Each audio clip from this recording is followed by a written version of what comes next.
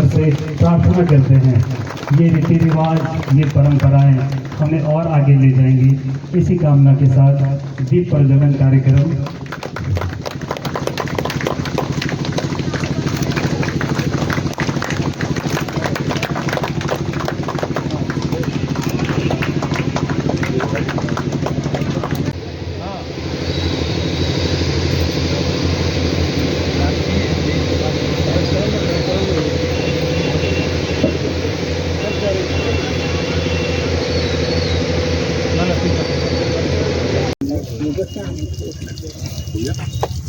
सबके हाथ में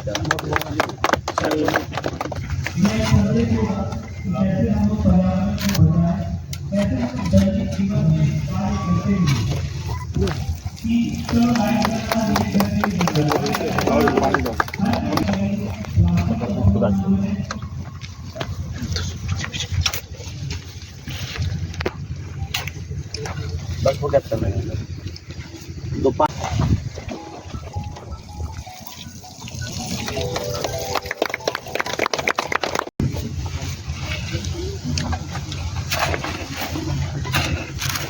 जंतुओं में से एक मनुष्य है।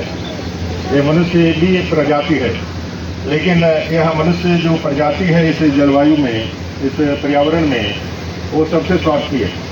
आज उसके कारण पूरा पर्यावरण आज मुश्किल में है। अगर पर्यावरण हम लोग नहीं सुधारें, अब पर्यावरण खराब हो रहा है।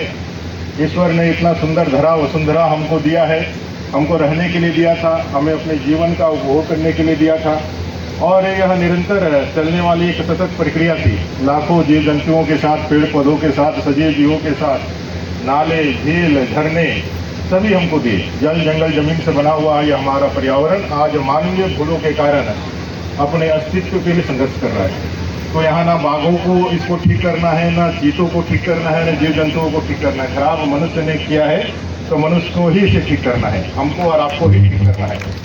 इस लिहाज से हमें सचेतन होना होगा। अगर हमारे पूर्वजों ने यह धरती हमें दी है, उपभोग करने के लिए, जहाँ हम स्वच्छ वातावरण में रहने के लिए यहाँ मिला है, अभी उतना स्वच्छ नहीं है, लेकिन जितना भी मिला है, हम अपने आने वाली पीढ़ी को, अपने बच्चों को, अपने आने वाले जनरेशन को क्या देने वाले हैं।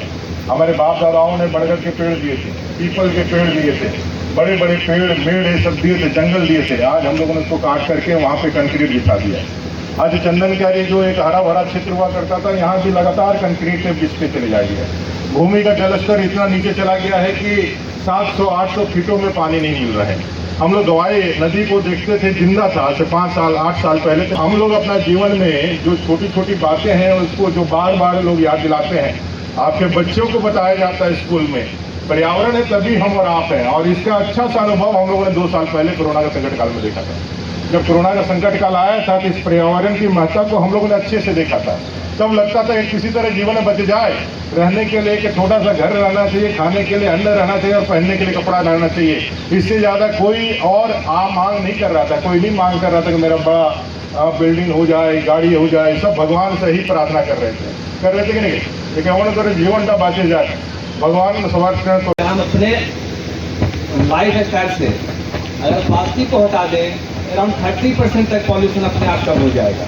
क्योंकि जो प्लास्टिक का एज होता है लाखों साल तक बदलते नहीं है। इसी कारण से आप देखते होंगे आजकल के मार्केट में प्लास्टिक का मिलना थोड़ा कम हो गया है, क्योंकि उस पर काफ़ी ज़्यादा दबाव है। माननीय न्यायालय का भी उसके कारण अनेक तरह से लॉ बनाए गए हैं ताकि प्लास्टिक को कम किया जा सके। आज जो धरती पर इतना ग्लोबल स्तर पर गर्मी बढ़ रही है, जो पेड़ पौधे घट रहे हैं, उसके पीछे भी प्लास्टिक का होने का योगदान है। क्योंकि वो पानी को रोकते हैं, जिसके कारण पानी धरती के अंदर पहुंच नहीं पाती है। जिसके कारण जो वाटर पेनिट्रेशन होता है, जो वाटर टेबल अच्छा होना चाहिए, वो कई जगह पर नहीं हो पाते हैं। जो समुद्र में जा रहे हैं प्लास्टिक, वो गल नहीं पाते हैं, जिससे वहाँ पर रहने वाले मछलियाँ भी ठीक से पानी नहीं पी पाती हैं। तो इस मौके पर हम लोग एकत्रित हुए हैं। मकसद ये है कि सामुदायिक स्तर पर, व्यक्तिगत स्तर पर पर्यावरण को बचाने के लिए पहल किया जाए। हमारा वो एजेंडा भी वही है, प्लास्टिक को मुक्त करना। और आज का इस पर्यावरण दिवस में हम लोग एनवायरनमेंट को बहुत डायमेंशंस में देख सकते हैं। सबसे पहले है मिट्टी, जो सॉइल है, जो ऑर्गेनिक फर्टिलाइज़र जो पहले जो है गोबर यूज़ किया करते थे हम लोग, तो आजकल जो है वो केमिकल फर्टिलाइजर्स का अत्यधिक हम लोग उपयोग करने शुरू किए हैं। तो उसको हम लोग यदि कम कर सकते हैं तो ऑर्गेनिक खेती के ओर बढ़ सकते हैं, और उसका डिमांड भी आजकल मार्केट में बहुत ज़्यादा है। तो खास करके जो हमारा कृषक मित्र है तो ऑर्गेनिक फर्टिलाइजर्स के प्रति बढ़ करके पर्यावरण को संरक्षण करने में मदद कर सकते हैं। वही हमारा दूसरा है जल और नदियाँ और हमारा पॉन्ड्स, इसका संरक्षण भी बहुत ही इम्पोर्टेंट है आज के डेट में। जैसे ऑलरेडी SGO साहब ने बताया है, बहुत सारे क्लाइमेट चेंजेस हो, जो पेड़ पौधा का संरक्षण, तो आज भी हम लोग बहुत मैसिव स्केल में जो है DFO सर का डायरेक्शन में हम लोग बहुत सारे पौधारोपण कर रहे हैं। और MG नरेगा ग्रामीण विकास विभाग के द्वारा इस साल 1000 एकड़ में जो है पौधारोपण का किया जा रहा है। तो मैंगो प्लांटेशन हो गया और बाकी प्लांटेशन सब मिलाकर के 1000 एकड़ में करते आ रहा है। तो पिछले 10 साल का हम लोग अगर तुलना में करेंगे तो इस बार हम लोग अत्यधिक साल में पौधारोपण की ओर बढ़ रहे हैं। तो इसका हम लोग यही संदेश देना चाहते हैं। तो एक और हम लोग डेवलपमेंट के लिए पेड़ काटते आ रहे हैं रोड्स बनाने के लिए, वही हम दूसरे और कैंपा का एक गाइडलाइंस है, यदि आप लोग 1 एकड़ का जो है पेड़ काट रहे हैं गवर्नमेंट के एंड से, तो वही 1 एकड़ कहीं दूसरे जगह पे हम लोग उसका प्लांटेशन करना होता है। तो इसी तरह आप लोग भी अगर पौधारोपण में अगर इच्छा शक्ति आप जताएंगे तो हम लोग साथ ही साथ जो झारखंड का जो खासियत है फॉरेस्ट है उसको हम लोग आगे में भी बड़ा जो है बचाव कर सकते हैं। और इसका आकलन करना चाहिए कि आज 21वीं सदी में हम लोग पहुंचे हैं, तो हम लोग जिस रफ्तार से आगे बढ़ रहे हैं, कहीं न कहीं पर्यावरण जिसमें जलवायु है, पेड़ पौधे हैं, जीव जंतु हैं, कहाँ तक हम लोगों ने उसको क्षति पहुंचाई है। हमारे समाज में जो एक पर्यावरण और समाज का जो समन्वय था उसको कहाँ तक क्षति हुई है, इसके बारे में हमें सोचना चाहिए। और केवल पौधा लगाने से ही, एक टोकनिज्म करने से नहीं होगा।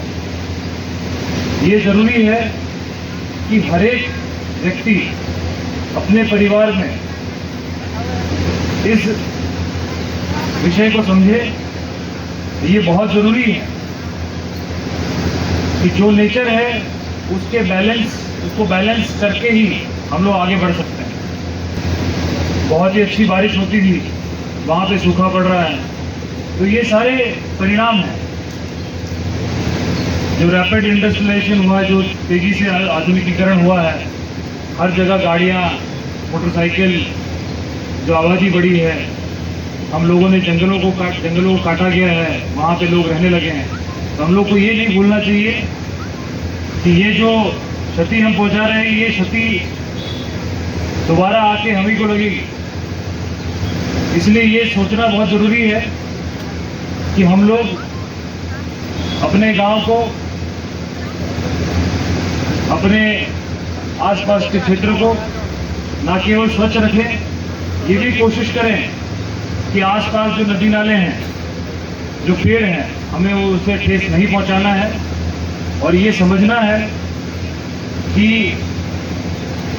जो हमारी धरती माँ है उसी से हमारा पेट भरता है, और इसी को हमको समझ के आगे बढ़ना है और उसे ठेस नहीं पहुंचानी है। और मैं ये उम्मीद करता हूँ कि आज इसका ढक रहा है, जिसके कारण हमारी धरती व हवा अपनाने के लिए घुट के मर रही है। आप सभी से मेरी अपील है कि प्लास्टिक से होने वाले प्रदूषण को खत्म करने के आप लोग अपना भागीदारी निभाएं। इसके लिए हम सभी को छोटे छोटे कदम उठाने होंगे, जैसे कि प्लास्टिक का कम से कम उपयोग करना, प्लास्टिक के सामानों से पूर्ण उपयोग, वस्तुओं का निर्माण करना, बाजार जाते समय एक झोला अपने साथ ले जाना। उम्मीद है कि इस साल भी इंडिया का प्लास्टिक प्रदूषण के विषय में हमारा जतन जारी नंबर 1 रहेगा। से जो भी माननीय लोग हैं, माननीय हैं, DDC मैडम हैं, SDO साहब हैं, सभी लोग आए हैं जनों से अपील है कि वो प्लास्टिक का कम से कम प्रयोग करें, पर्यावरण को बचाएं, पानी को बचाएं। जो एक हम लोग की सरकार तरफ से लाइफ मिशन, उसके तहत है कि कैसे हम लोग जीवन अपना अच्छा कर सकते हैं, कैसे धरती माँ को बचाना है। एक सस्टेनेबल डेवलपमेंट के लिए जो सतत विकास होता है, एक विकास के आंधी की दौर में कैसे धरती माँ को बचाना है, इसके लिए हम लोग को शपथ लेना है और उसके लिए कार्य करना है।